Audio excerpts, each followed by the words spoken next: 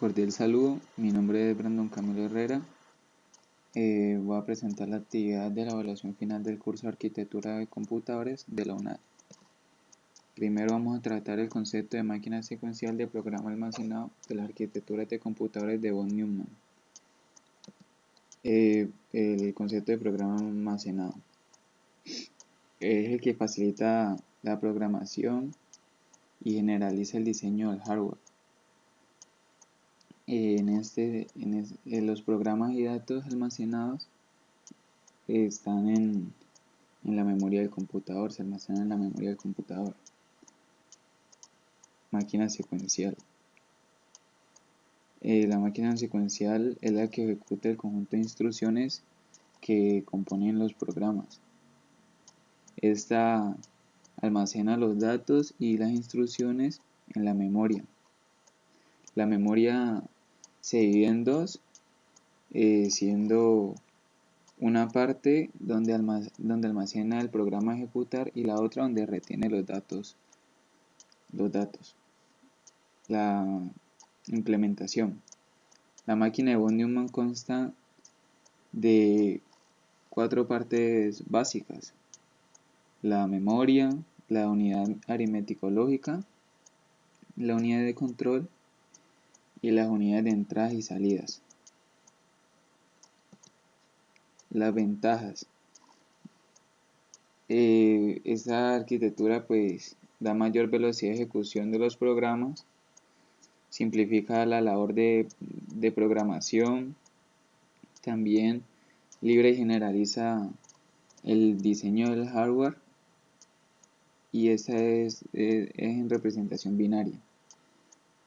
Las características. El procesamiento secuencial de instrucciones es de datos binarios. Este es el modelo utilizado en la actualidad, este modelo de la arquitectura de von Neumann. Y este también tiene 3 componentes principales, que son la CPU, la memoria principal y los sistemas de entrada y salida. El siguiente tema es la evolución de los microprocesadores y principales fabricantes. Esa es la evolución hasta la actualidad, desde sus principios. Entonces, como vemos, el primer microprocesador fue el Intel 4004. Pues el fabricante es Intel y era un microprocesador de 4 bits. Luego Intel sacó el 8008, que era como la evolución del Intel, un año después, en el 72. Empleaba direcciones de 8 bits y puede direccionar hasta 16 KB de memoria. En el 74, National Semiconductor saca el SSMP, que son y da uso de direcciones de 16 bytes. El Intel 8080 también salió en el mismo año, que era la evolución del 8008. Es considerado como la primera CPU de un computador personal. Un año después, en 1975, sale el Motorola 6800, pues fabricante Motorola, y contenía aproximadamente 6800 transistores. En 1976 sale el Z80, que su fabricante era Zilog Inc. Este era de 8 bytes de tecnología NMOS. En el 1978 vuelve Intel a salir, ahora con el Intel 8086 y el 8088. Esta fue vendida a la nueva división de IBM, dando un gran golpe comercial con el IBM PC. En 1982 vuelve a salir Intel con el 8086, fabricante Intel, y este fue el primer procesador que podía ejecutar todo el software para su predecesor. En 1985 el Intel 8386 sale, y este es de arquitectura de 32 bits integrado con 275.000 transistores. También sale el BATS 78032. El fabricante de ese era el Digital Equipment Corporation. Este tenía un único chip de 32 bits y contenía 125.000 transistores. Luego de este sale Intel de nuevo con el 80486, una evolución. En 1989 sale este, que era el primero en ofrecer un coprocesador matemático FPU integrado. En 1991 la primera salida de los AMD, que es el AMD AX86, y es 100% compatible con los códigos de Intel, que era el que estaba más en el mercado. En 1993 sale el PowerPC 601, que era fabricante de la unión AIM, que eran Apple, IBM y Motorola. Era tecnología RISC de 32 bits en 50 y 68 MHz. En 1993 también sale el Intel Pentium, que pues el fabricante es el Intel, y ejecutaba 2 operaciones a la vez. Un año después sale el PowerPC 620, que seguía la unión entre IBM y Motorola, y este fue el primer prototipo de procesador de PowerPC de 64 bits. En 1995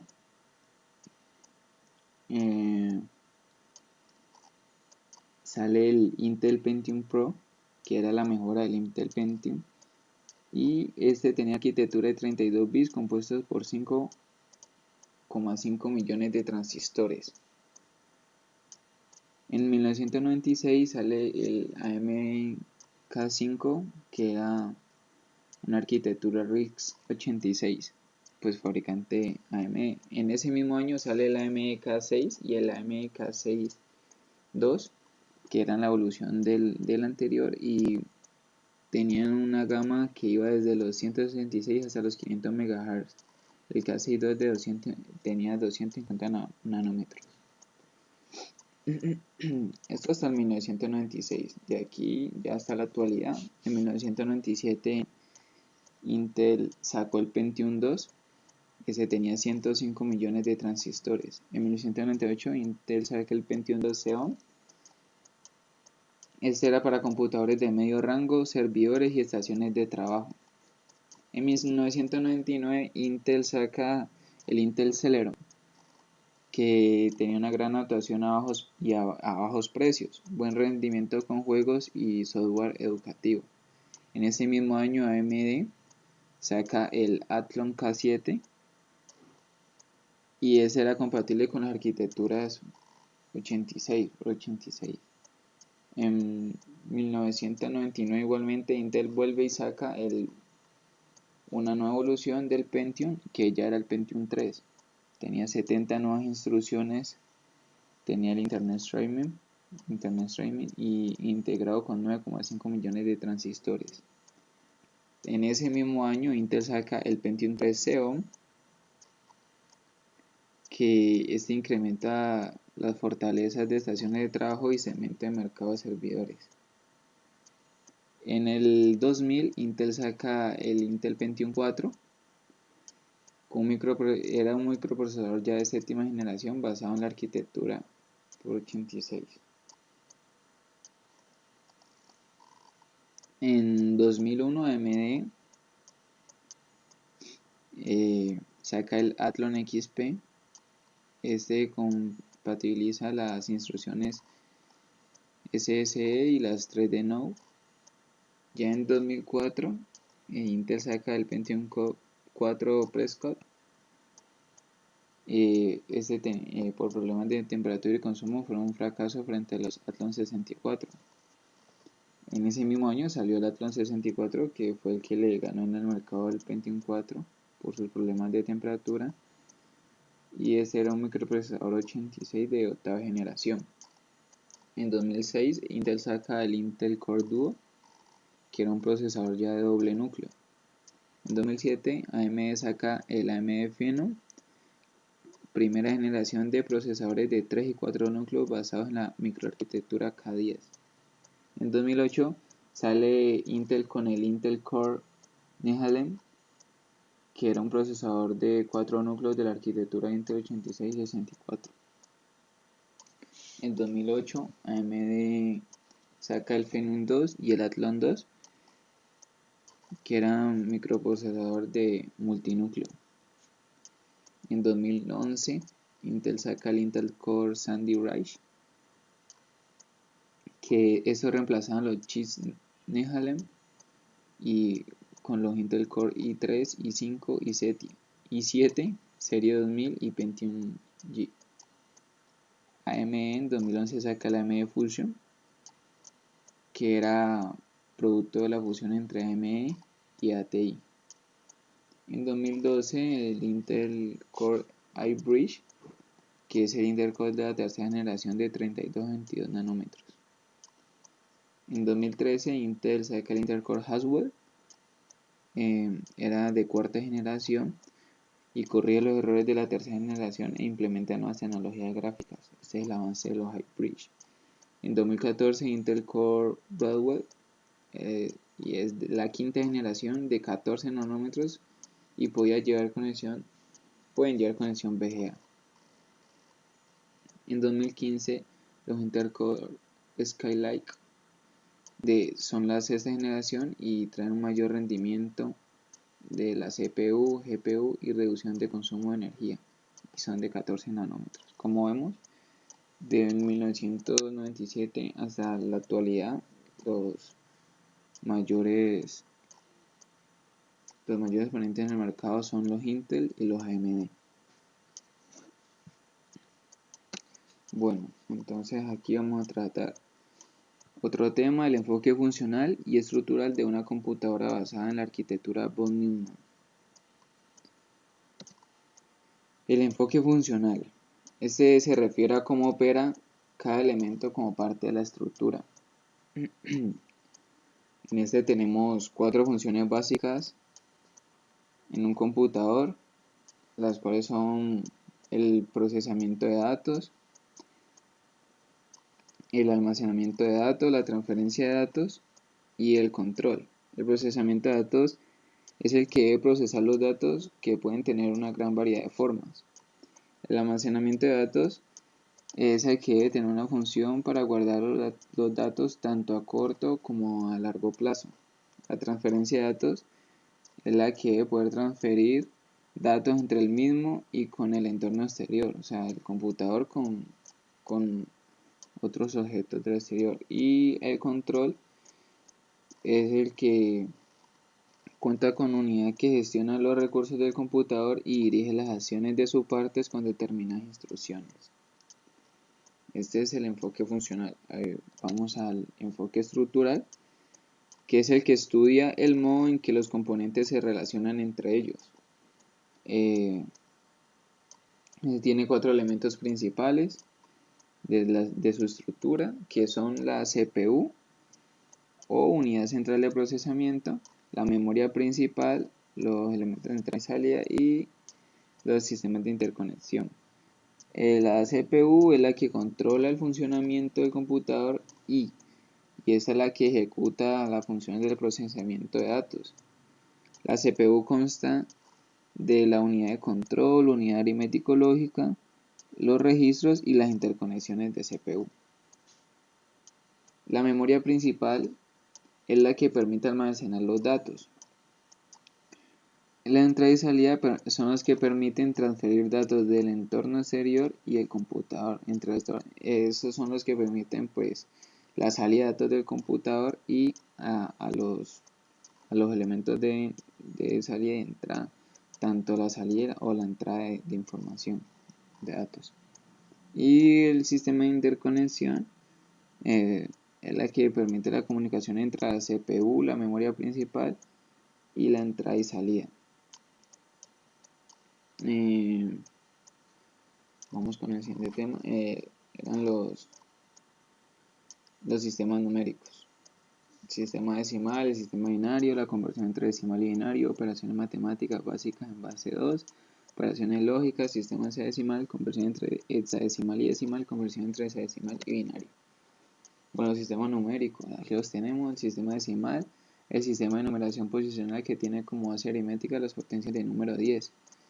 O sea, este se compone de 10 cifras que va del 0 hasta el 9. El sistema binario es el sistema de numeración utilizado en los sistemas digitales. Este es representado con el 0 y el 1. En ocasiones el 0 representa el apagado de un circuito y el 1 el encendido. Bueno, la conversión entre decimal y binario, de decimal a binario se divide el número entre 2 hasta que el número a dividir sea 1 y el resultado del residuo de cada división se ordena en orden inverso. Al lado de este podemos ver un ejemplo cómo convierten 100 el número 100 en un a binario. Bueno, y el binario decimal se comienza por el lado derecho, luego se multiplica cada dígito por los elevado a la potencia de cada número comenzado por el 0. Al lado de todos tenemos los ejemplos. Las operaciones matemáticas en base 2.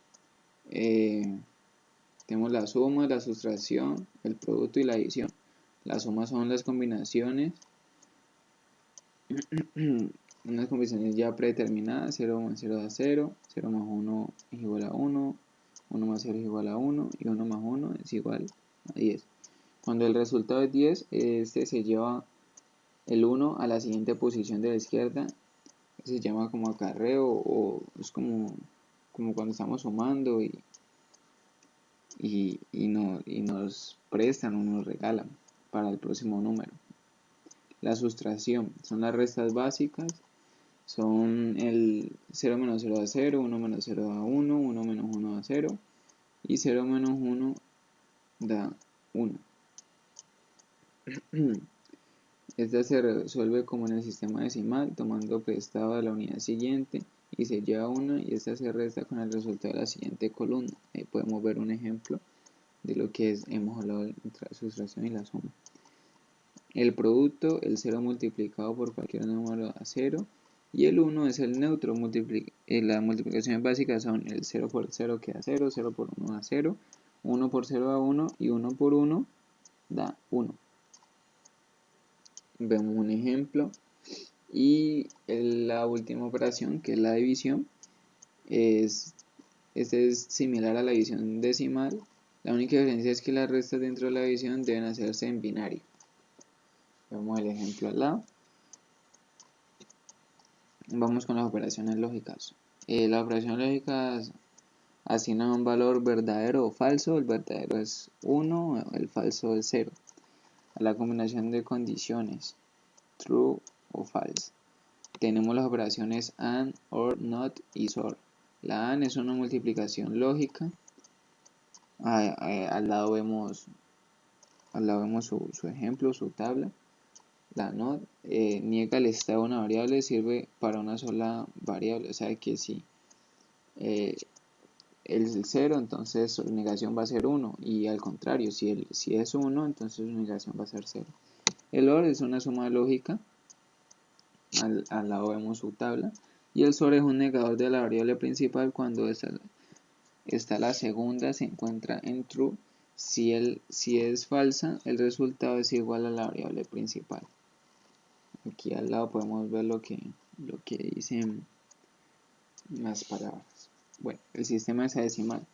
Los sistemas de numeración posicional que tiene como base el 16 usan la información y ciencias de la computación.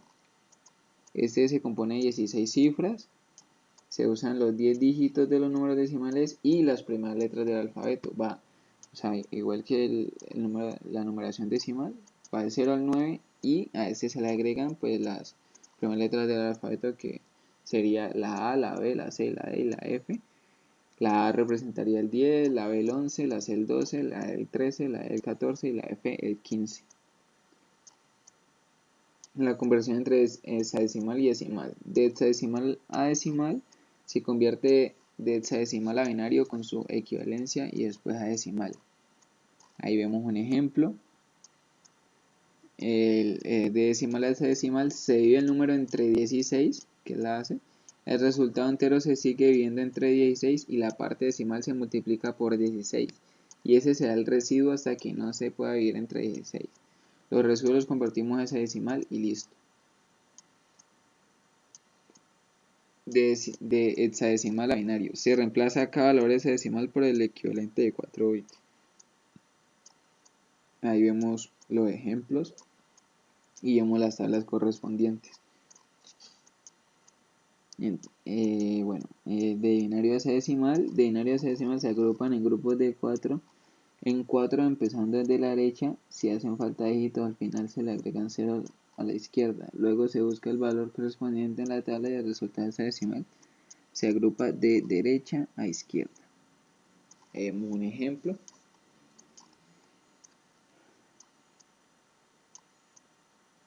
Bueno, ya vamos a pasar al siguiente tema.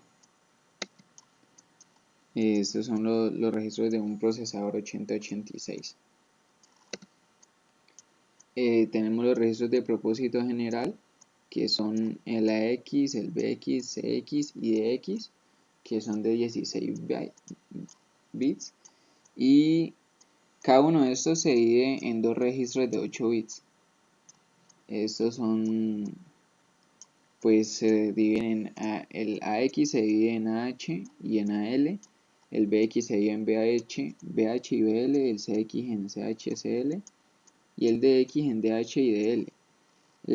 Los registros de AX son el registro acumulador, los BX son el registro base, los CX son conocidos como el registro contador y los DX son los registros de datos. Los registros índices, tenemos el SI y el DI, que son el índice de origen y el índice de destino.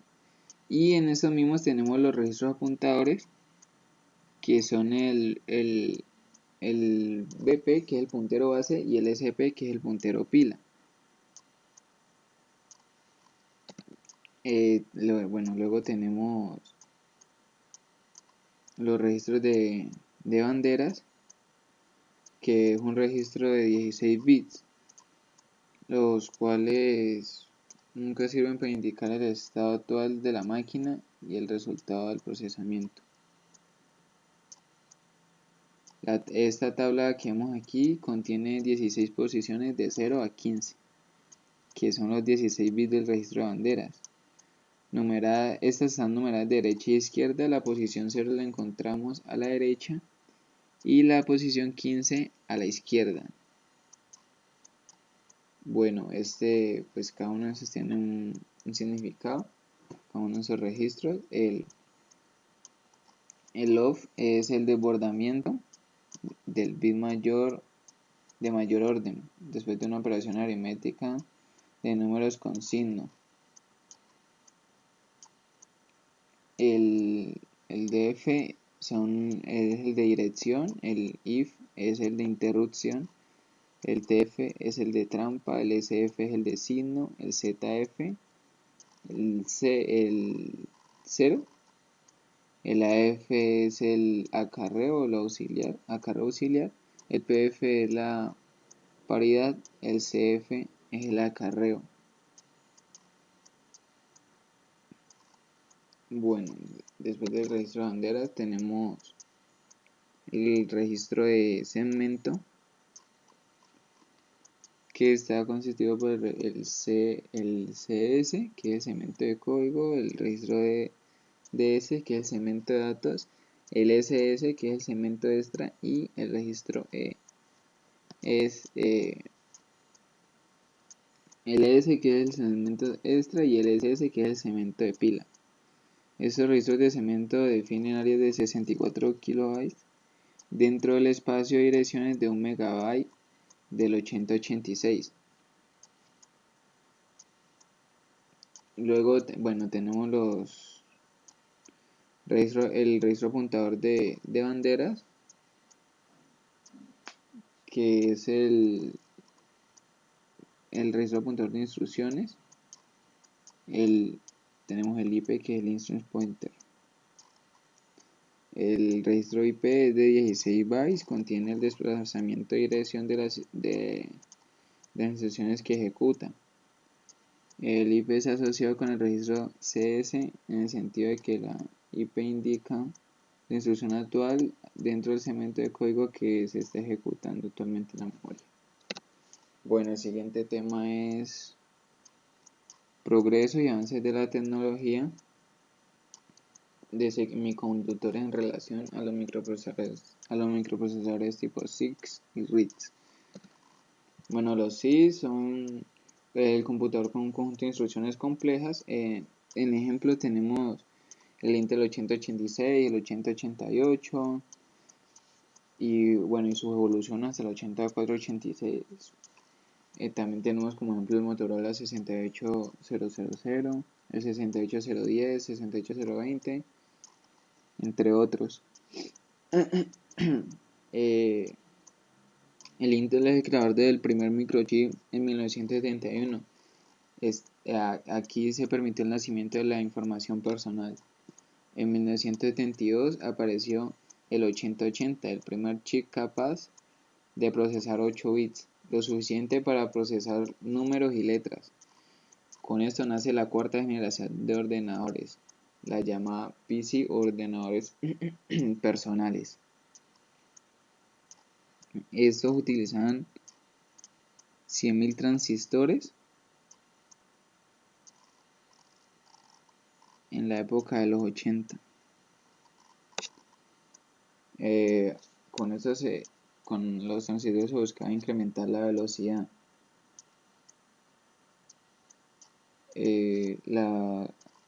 Los CISC utilizan mucho más transistores en los chips que los RISC. Esto es para llegar al rendimiento necesario, o sea, para tratar de equivaler con los RISC.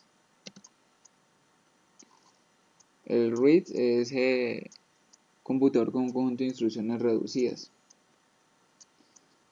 Como ejemplos tenemos el PowerPC, el DEC Alpha, el MIPS, el ARM, el Spark. Bueno, este empezó en 1975 IBM con un proyecto llamado RAND. Con esto llegaron a la creación de los procesadores IBM 80. En 1981 es producido en forma de chip como ROM y este está diseñado para tareas pequeñas. IBM lanzó el diseño basado en IBM RT PC en 1986 con un rendimiento que no era aceptable.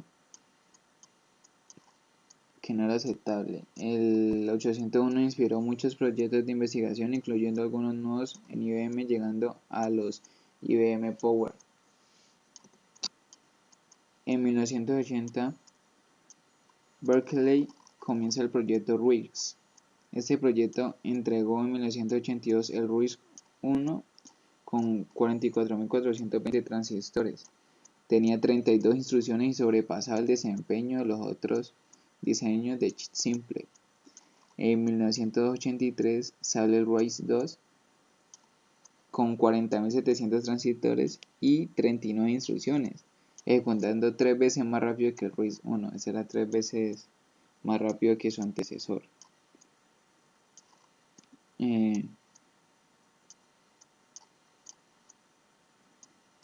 Luego,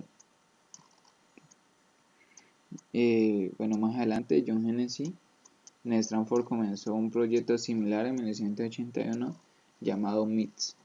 En 1986 todos los proyectos RISC comenzaron a entregar productos